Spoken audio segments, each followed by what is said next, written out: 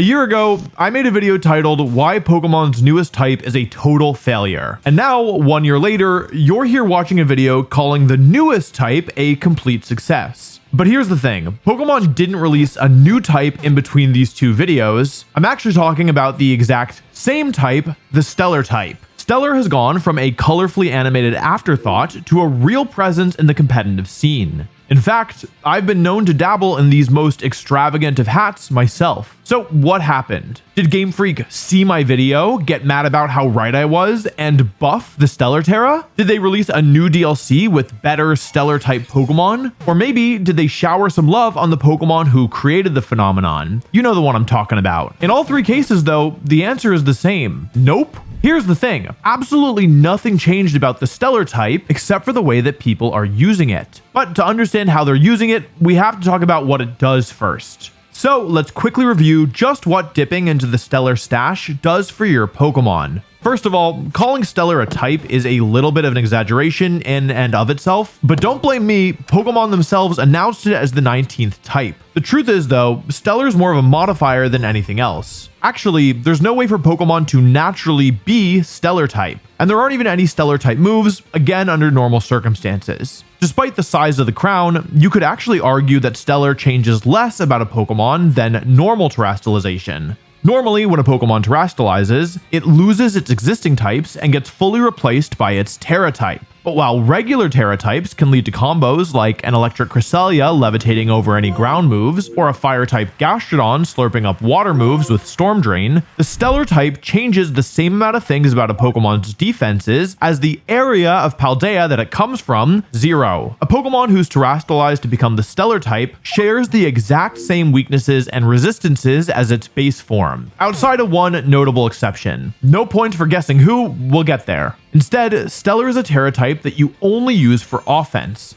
It's here where things start to get a little bit complicated. Let's take a look at regular terrestrialization first. Last time I did this video, I used Terrafire Hydreigon as an example, but we're in a different format now, so I need a new, stronger, candlestick-wearing dragon. How about Koraidon? No particular reason for choosing it, just off the top of my head. Now, when Koraidon terrestrializes to a Fire-type Pokemon, its Fire-type moves, such as Flare Blitz, get a 50% damage boost, the same amount of boost that a Pokemon normally gets from using a move that's the same as one of its types. We call this boost Stab, or Same Type Attack Bonus. If a Pokemon terrestrializes to a type that it already had that was already getting this Stab boost, so in Koraidon's case that would be Dragon or Fighting, that 50% boost instead becomes a 100% boost. Okay, but what happens with the Stellar Terra? Well, Stellar gives a boost to every type of move, but only once. So in our example, a Stellar Koraidon would get a huge 100% damage boost on both of its stabs, but only once for a fighting move like Close Combat, and once for a dragon move like Dragon Claw, I guess, Scale Shot, Spike Blast? You can probably tell that Koraidon doesn't use the Stellar Terra very often. One of the reasons for that comes from how Stellar interacts with types that the Pokemon doesn't already possess. Instead of the normal 50% boost that you get from terrestrializing to a type, Terra Stellar grants a measly 20% damage boost if it's a type that you didn't already have. That's the same amount that you get for holding on to one of Arceus's unused outfits that it threw out, by the way. It's better than nothing, but the alternative isn't nothing. For most Pokemon, the defensive potential afforded by terrestrializing to a different type is way too much to pass up, and many attackers would often rather have the option to permanently boost one type of move rather than get a boost on every type of move, but only once per type. Earlier, I said that there were no Stellar type moves under normal circumstances, by which I mean there are no moves that start out as Stellar type, but there are some moves that can become Stellar. The only Stellar move that most Pokemon in the game can use is Stellar Terra Terra Blast. But so far, we've mostly talked about Stellar defensively. So what types does a Stellar type move hit for super effective damage, and which types resist it? Well, that question's a little bit more complicated than you might think. Stellar moves have no resistances, and they don't hit anything super effectively, except for opposing Pokemon who are terrestrialized. When a Pokemon terrestrializes to the Stellar type, in addition to getting a power boost on all of their moves and turning Terra Blast to a Stellar type attack, Terra Blast also jumps from 80 to 100 base power, and gains the drawback of lowering your attacking stats by one stage after it hits something. Once again, not the most attractive option. Thankfully, if you were looking for an attractive option, we've got you covered there too, thanks to our sponsor, Holzkern. If you're looking to shine bright like a terastallized Pokemon with some stellar accessories, look no further. Holzkern's watches and jewelry boost the power of any outfit, no matter who you are. And unlike the Stellar Terra, it's not even limited to just the first time you wear them. Their unique, high-quality products are made from natural materials and are sure to make you sparkle in any setting. And they'll continue to shine with their 2-year guarantee. Those of you who've watched the channel for a while know that Holzkern is one of our longest-running sponsors, and that's because I genuinely love their products. I've worn a Holzkern watch every single day for what feels like most of the past 2 years, maybe even longer at this point. Sense of time is all messed up. Don't know why.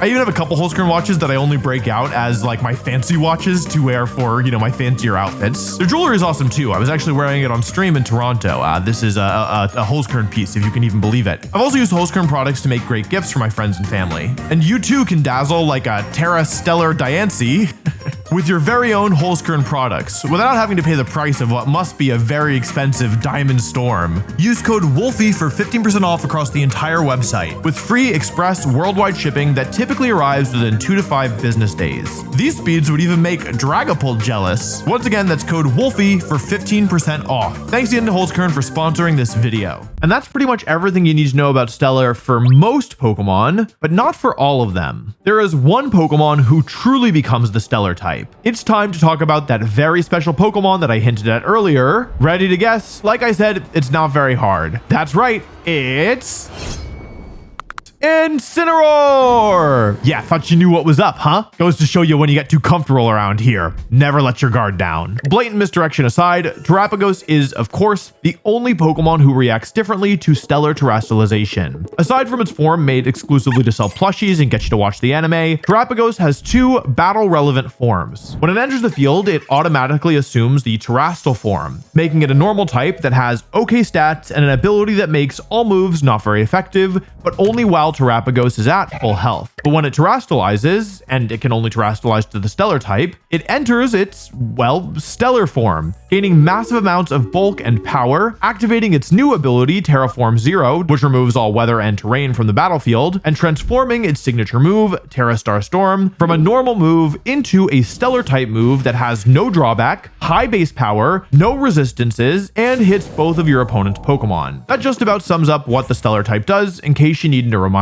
So why exactly did I think that it was bad before? Well, to be fair to me, I never said that Terapagos was bad. And this is before the Pokemon was even tournament legal. What I said was, I thought it might be pretty good. In theory, it sounds extremely powerful. A contender in the Regulation G format, where restricted legendary Pokemon are allowed, maybe sometimes a tournament winner, but not the top turtle. And that's pretty much what happened. Terapagos has ridden the ebbs and flows of the format, but it's pretty much always been one of the top 5 or so restricted Pokemon. And despite never really rising to the top, it's performed well across a number of tournaments. Terra Stellar is a huge part of its game plan. Honestly, it's kind of its whole game plan, which makes sense for a Pokemon designed around the mechanic. Boost your stats, terastallize in the most dramatic fashion possible, launch the attack that's responsible for the whole Terra phenomenon in the first place, profit. However, that reliance on the mechanic is also Terapagos' biggest weakness. It is very predictable, and it needs to terastallize in order to be useful. And it doesn't have the luxury of using terastallization to turn off its weaknesses like many of the other restricted legendary Pokemon. Scarlet and Violet aren't over yet, so there's a chance that somewhere down the line, Terapagos will become more popular, maybe in a rule set that allows more than one restricted legendary Pokemon. But for now, it's pretty widely agreed upon as about the 5th best restricted legendary Pokemon.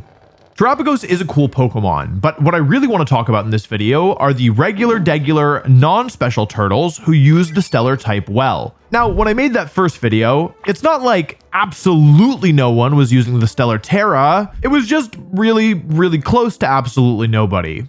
Wait, what's going on? It almost looks like some of you are Stellar. Oh, that must be my subscribers. Hey everybody. Oh, some of you are just regular too, huh? That's rough. Well, I guess there's nothing wrong with that, but if you want to become Stellar too, all it takes is one click. And hey, Pokemon's making some pretty big moves over the next couple of years, so you'll probably want to be subscribed anyway so you can keep abreast of them. Didn't mean to use the word abreast there, but I think it actually works, but it feels kind of weird. We already discussed the drawbacks of Stellar Terra a decent amount, but let's talk about the specific circumstances that meant a scant few Pokemon could actually use it well. In my original video, I listed 3 parameters to identify whether or not a Pokemon wants to use the Stellar Terra.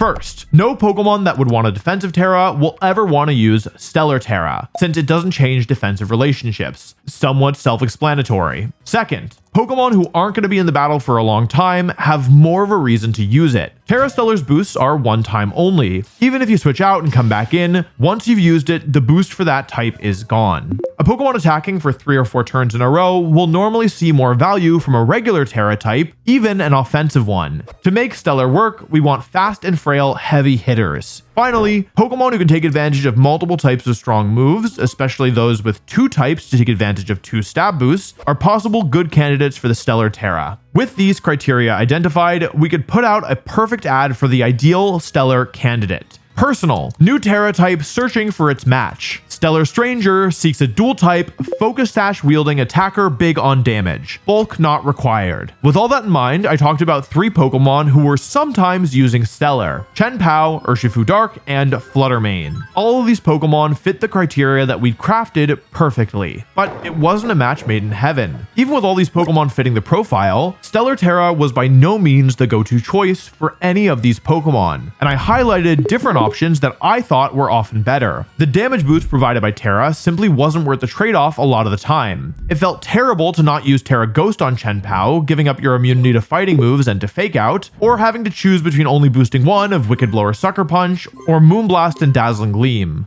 Stellar Tera was usable, but incredibly rare. And that brings us to today, where I've changed my tune completely. I said before that nothing changed with the Stellar type, so what did? Simple, the game around it and the people who play it. When the Stellar type was introduced, competitive Pokemon was still played in a format without powerful, restricted legendary Pokemon. We hadn't seen hide nor hair of a Terapagos, let alone a Miraidon or a Calyrex, but the Fluttermanes and Iron Hands of the world were still running amok. There was a bit of innovation with Stellar. We even saw some Urshifu run Tera Blast as a final move, with the idea being that you could still hit Pokemon who Tera'd to resist your moves, then ignore the stat drops because, in case you forgot, Urshifu is a cheater Pokemon who doesn't play by the rules. When the format changed to Regulation G, which allowed for a single restricted legendary Pokemon, Stellar Tera saw a bit more use right from the start. Part of that was Terapagos finally becoming legal, of course, but part of it was also people wanting to beat Terapagos as well. One Pokemon in particular stood out as prime Stellar material: Urshifu Rapid Strike. In the previous format, many Urshifu chose to run the Choice Scarf or Mystic Water items. This made Tera Water by far the most popular choice on Urshifu, because not only did it give its Water-type moves a damage boost, but it also turned off some of its weaknesses, most notably to Fairy-type attacks. But in the new format of Regulation G, due to the Pokemon being so much stronger, Focus Sash Urshifu became the dominant set. And Water Urshifu rose to prominence over its edgelord brethren because in addition to hitting Terapagos, it could easily tank Calyrex Ice's Glacial Lance, it could turn Kyogre's Rain against it, and it could tear through Incineroar without worrying about Intimidate. Now, Tera Water was also used offensively in the past, because Surging Strikes is an incredible move, and because Urshifu is naturally so strong,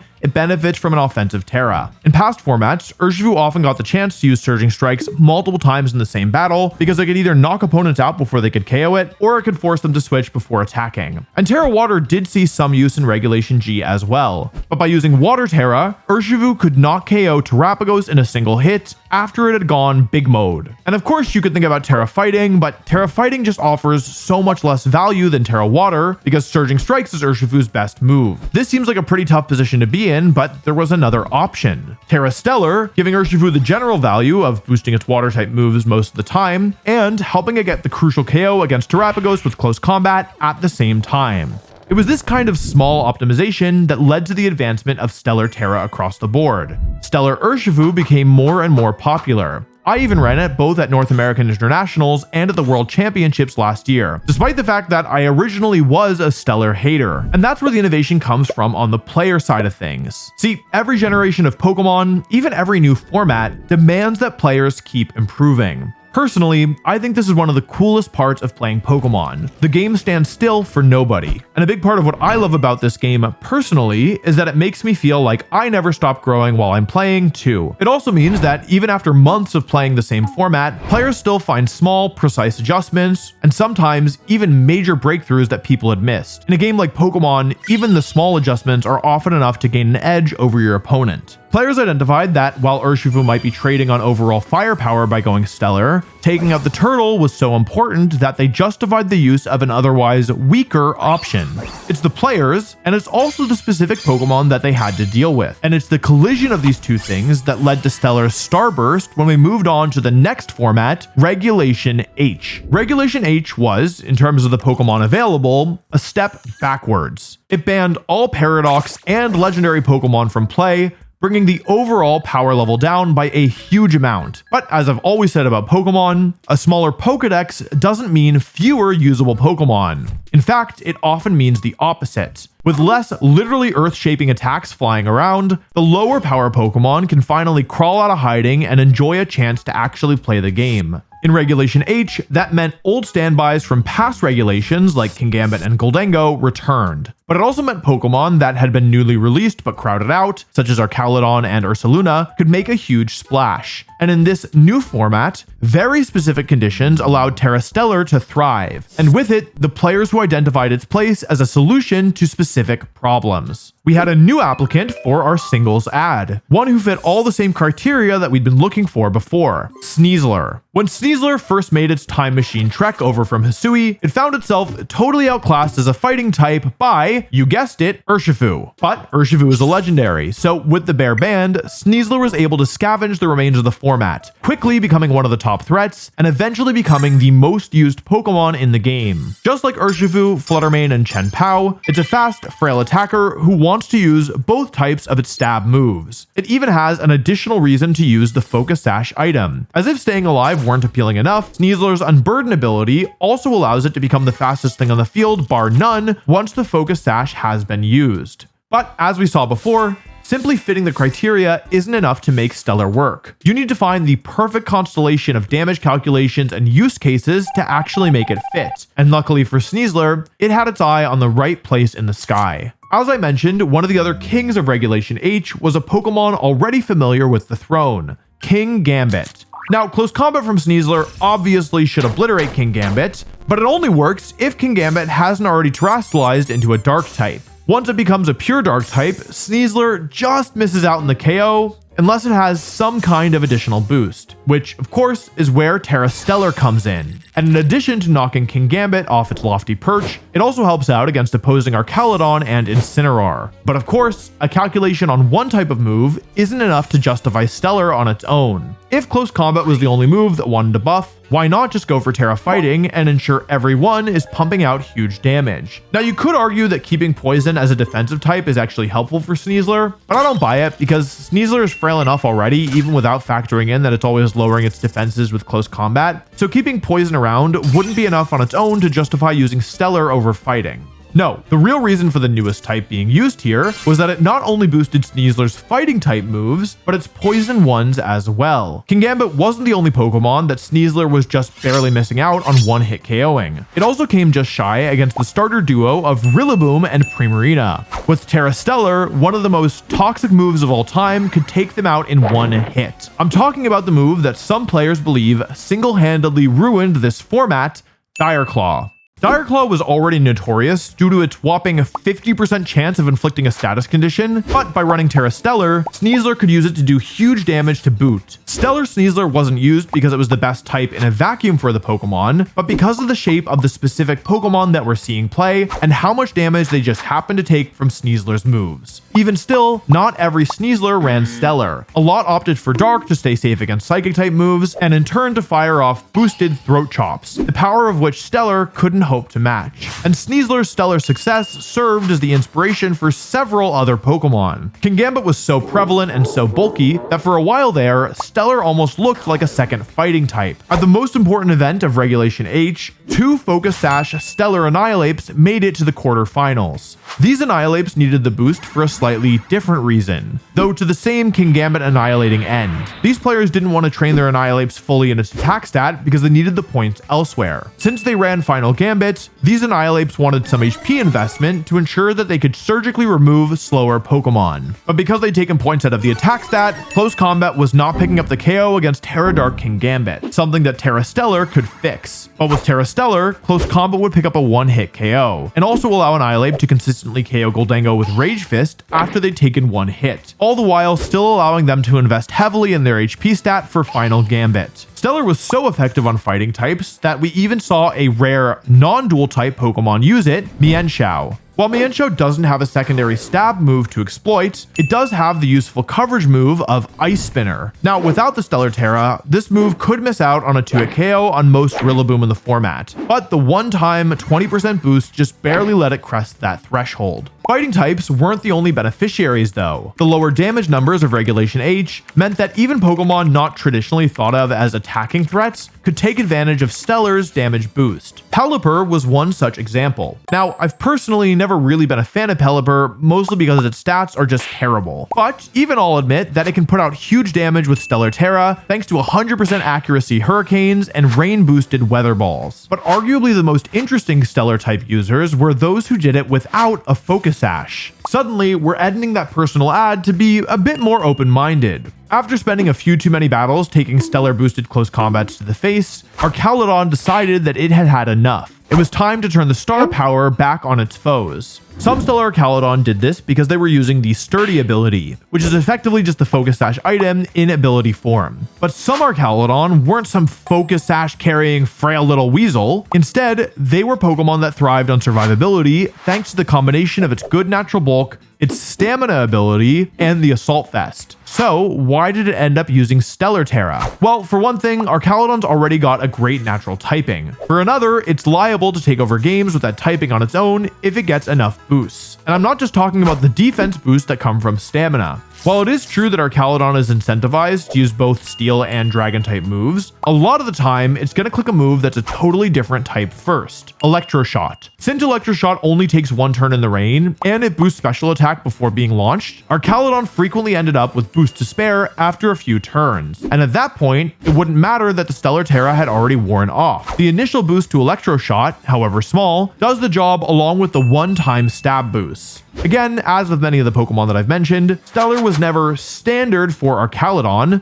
but it was a niche option that showcased the typing being used in ways that we hadn't considered before. And Archaludon actually isn't the only Dragon type Pokemon that made Stellar work. In fact, I used Archaludon alongside a very different dragon myself, and while I didn't Stellar Terra Archaludon, I did make use of it on Kingdra. And I used these two dragons to win the final tournament of Regulation H. See, I decided that I wanted to use Kingdra, but I had some specific threats that I wanted to get rid of, specifically Jumpluff, Ursaluna, and Annihilate. And if you look at these calcs, those actually don't quite get there, but that's because I didn't include something. The item that I was using that wasn't Focus Sash. See, I know from experience just how strong stacking multiple different multipliers can be. If I didn't have either Life Orb or Terra Stellar, Kingdra would definitely come up short here. I had a Swiss Army Seahorse equipped to take on every situation where I needed it to. Kingdra was especially cool because it also had access to the Weather Ball attack, which was supposed to be used as a water type move most of the time, but since Weather Ball's type changes depending on, well, the weather, it allowed me to get multiple different Stellar type boosts than just Water and Dragon. And this situation actually came up in the finals where I was able to use a Fire type Weather Ball earlier in the battle, and then still have Water type moves boosted later on to try and close it out. And this last example, the one that I used for myself, is a big part of the reason why I've changed my tune on Stellar Terra. I can hear what you're saying. Wow, Wolf, you used the mechanic one time successfully and now you like it, huh? Well, to that I say, I've actually used it successfully a couple times, okay, first of all. And also, yeah, I'm not perfect. Game Freak, if you want me to test out any other mechanics and tell you if they're working, let me know. But in all seriousness, what I'm really saying is this. When I said that Terra Stellar wasn't all that successful a year ago, I said that it was a niche application only viable on a few Pokemon that was unlikely to see much play outside of these specific situations. And now, it's still a niche application, it's just viable on a few more Pokemon that only sees play in these specific situations. But to be fair to the Stellar type, I could apply that same description to just about 90% of all the things in Pokemon, from item choices to moves to specific natures to EV spreads that go down to some of the most ingenious innovations our game has ever seen. Just, I couldn't apply it to Incineroar. That Pokemon's a bit too popular. Tera Stellar may be niche, but I think that's actually a good thing. Trying to build a good team can sometimes feel like trying to draw blood from a stone. How do you extract the most value possible from the most situations while not limiting yourself in others? I've talked a lot about how Stellar succeeded because of specific situations and threats in a format that allowed it to thrive. It's a precarious balance, right? We're saying functionally that it took off because of some pretty specific situations. Like, think about Sneezler, a Pokemon that was formerly irrelevant but now became a top threat just because Pokemon instituted an arbitrary, limited time format that banned all of the legendaries, and it just so happened that it barely doesn't one-shot these other extremely relevant Pokemon that people were using that just so happened to be weak to both of its stab moves, and it was just short by the exact amount of a boost that Tera Stellar provides. Like, what? That is so specific. This is a pretty rickety Rube Goldberg machine, and the last time I made one of those, I just ended up with a bunch of marbles and dominoes all over the floor. You could make the argument that Stellar Tera only became more widespread because of specific conditions that happened within the formats, and actually, I guess I have spent a lot of the video telling you just that. But while it's certainly true that specific conditions let the Stellar Tera take off, it's not the only reason why. Personally, I give a lot of the credit to the team builders. And to be fair, I give it as well to Game Freak for designing such a well-balanced mechanic. I particularly appreciate this because we've been hit with lots of unbalanced mechanics and Pokemon over the years. Things so strong that their power is readily apparent. Not so much with Stellar. Its more reasonable offerings meant that team builders really had to find the perfect situations to use it. And that takes time. When Stellar Tera first released, it was a brand new concept that players had never seen before, so it makes some sense that we didn't figure out the best way to use it right away. But with time, trainers innovate, optimize, and push the game beyond its limits. With time, we come to see the potential from those who showed it before us. And with time, I've changed my opinion on Tera Stellar. These days, it is still rare once again, but who can say where the end of Scarlet and Violet will take us? Above all, I'm personally happy that Game Freak introduced a mechanic that seemed to be very weak when it first released, because it took some actual work to figure out just how it could be strong. Thanks for watching. If you like this video and you haven't already, you should check out the original Tera Stellar video. I think it could be really interesting to see kind of the differences as this year has passed.